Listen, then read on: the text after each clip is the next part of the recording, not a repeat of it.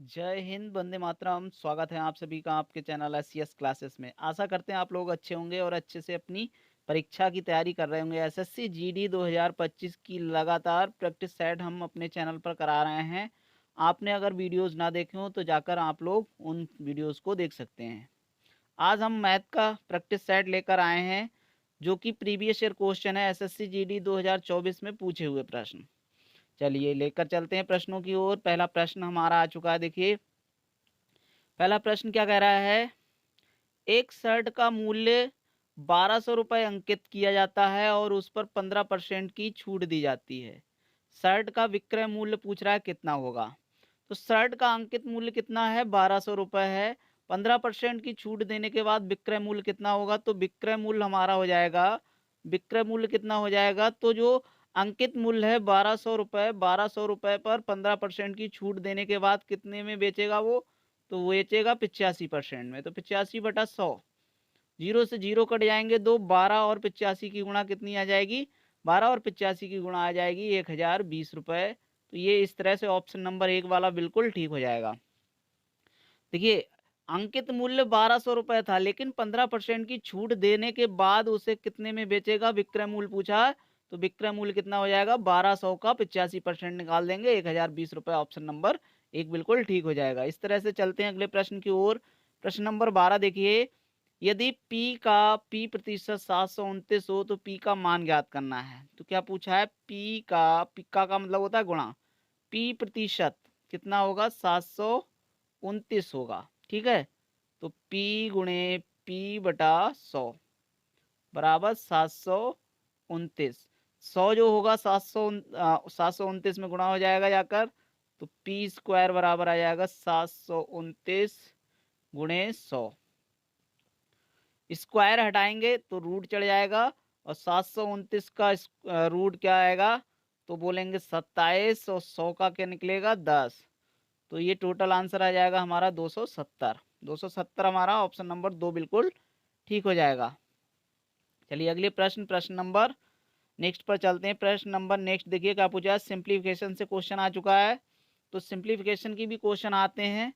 897/13 + 15 × 15 - 27, इसका मान क्या आएगा। तो देखिए बॉड मॉस का नियम लगाएंगे यहाँ पर, बॉड मॉस। तो बॉड मॉस में सबसे पहले भाग दिया जाता है, अगर ब्रैकेट है तो ब्रैकेट को सॉल्व करते हैं, और ब्रैकेट नहीं है तो सबसे पहले भाग करेंगे। तो देखिए 897 को 13 से भाग दे देंगे, फिर प्लस 15 × 15, 15 × 15 और -27।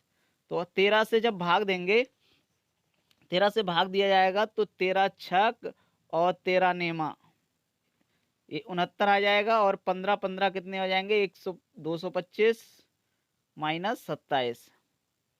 तो ये कितना बनेगा, +69।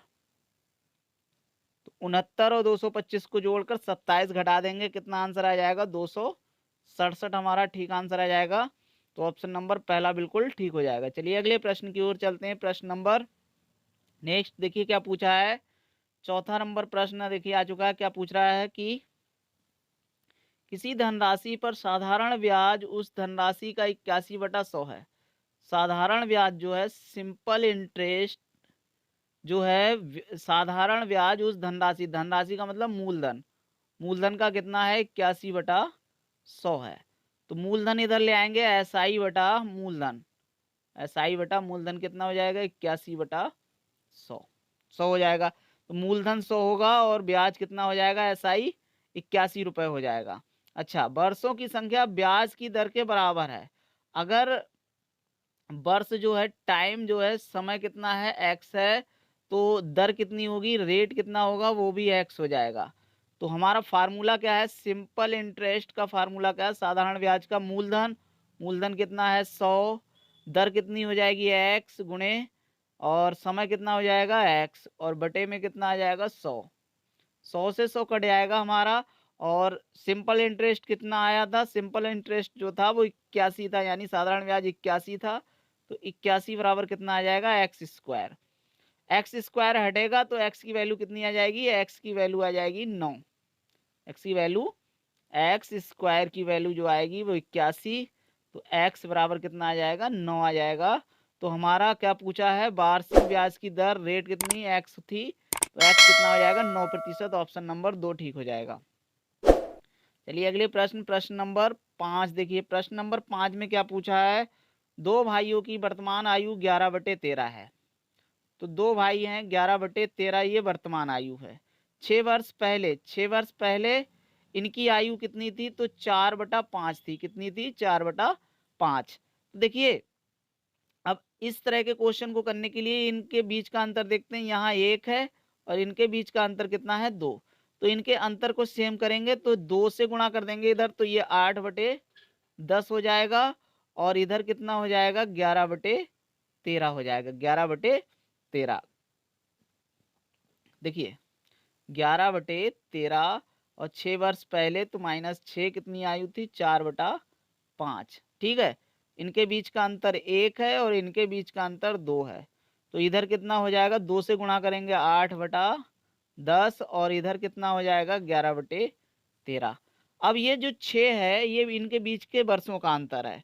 तो 8 से 11 की ओर जाना है या 10 से 13 की ओर जाना, तो टोटल कितने बढ़ रहे हैं अनुपात, तो बोलेंगे 3 अनुपात बढ़ रहे हैं। और साल कितने थे, 6। तो 1 अनुपात की वैल्यू कितनी हो जाएगी, 1 अनुपात की वैल्यू आ जाएगी 3 दूनी 6 यानी 2 हो जाएगी। तो कहने का मतलब इसकी जो वर्तमान उम्र कितनी होगी, तो 11 दूनी 22 वर्ष हो जाएगी। और दूसरे की कितनी होगी, 13 दूनी 2 से गुणा कर देंगे 11 की, क्योंकि 1 अनुपात की वैल्यू 2 आ गई, तो यहाँ 26 हो जाएगा। अब पूरा पूछा 5 वर्ष बाद कितनी आयु हो जाएगी, तो 5 वर्ष इसमें जोड़ दो, 5 वर्ष इसमें जोड़ दो, तो ये हो जाएगी 27/31 यानी 27:31 हमारा ठीक आंसर हो जाएगा। तो ऑप्शन नंबर 4 बिल्कुल ठीक हो जाएगा। चलिए अगले प्रश्न की ओर चलते हैं। प्रश्न नंबर 6 की ओर। प्रश्न देखिए, प्रश्नों का क्रम इधर उधर जरूर है, लेकिन प्रश्न ओरिजिनल पेपर जो 2024 एसएससी जीडी था उससे लिए गए हैं, तो उससे आप मत घबराइएगा, प्रश्न वही हैं, केवल क्रम इधर उधर है। चलिए देखिए, प्रश्न नंबर फिर सिंप्लीफिकेशन का आ गया है। तो इसमें क्या है, 8500 भाग 5, तो 8500 को 5 से भाग दे देंगे, प्लस 24 गुणे 6 और माइनस 122 गुणे 3। 8500 से भाग देंगे तो 5 एकम 5, 5 एकम 5, 5 सत्ते 35, यानी ये 1700 आ गया। 1700 प्लस 24 छक्का 144 और माइनस 366। तो इसको भाग दे देंगे, ये 1844 आ जाएगा। 1844 में से 366 को भाग दे देंगे, माइनस कर देंगे तो बचेगा 1478, हमारा ठीक आंसर हो जाएगा। तो ऑप्शन नंबर 3 बिल्कुल ठीक आंसर हो जाएगा। चलिए अगले प्रश्न की ओर चलते हैं। प्रश्न नंबर पहला आ चुका। देखिए प्रश्न नंबर पहला क्या पूछ रहा है, एक आदमी एक कप को 1792 में बेचकर 12% का लाभ कमाता है। तो बेचा कितने, 1792 में, 12% का लाभ कमा रहा है, यानी 112% की वैल्यू कितनी दी है, 1792। कितनी दी है, 1792। तो 100% की वैल्यू कितनी हो जाएगी, तो बोलेंगे 1792 को 112 से भाग देंगे और गुणे में 100 हो जाएगा। 1792 को 112 से जब भाग देंगे हम, तो कितना बार जाएगा, तो बार जाएगा ये पूरा 16 बार जाएगा। तो 100% की वैल्यू कितनी आ गई, 16 गुणे 100, 1600 रुपए। कितनी आ गई, 1600। यानी जो उसका वास्तविक क्रय मूल्य था वो कितना था, 1600 रुपए। अब वह इस कप को 1472 रुपए में बेचना चाहता है।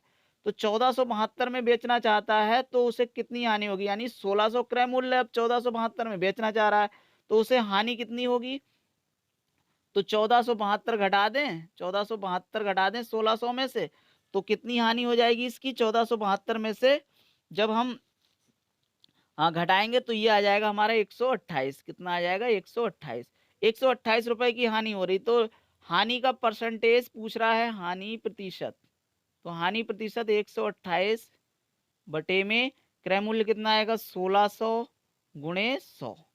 0 से 0 कट जाएगा 2 और 16 से भाग देंगे तो कितना आएगा हमारा, 16 अट्ठे 128। तो ऑप्शन नंबर 8% आ जाएगा। ऑप्शन नंबर 3 बिल्कुल ठीक हो जाएगा। इस तरह से अगला प्रश्न देखिए, डी अकेला किसी काम का आधा भाग 100 दिनों में पूरा करता है।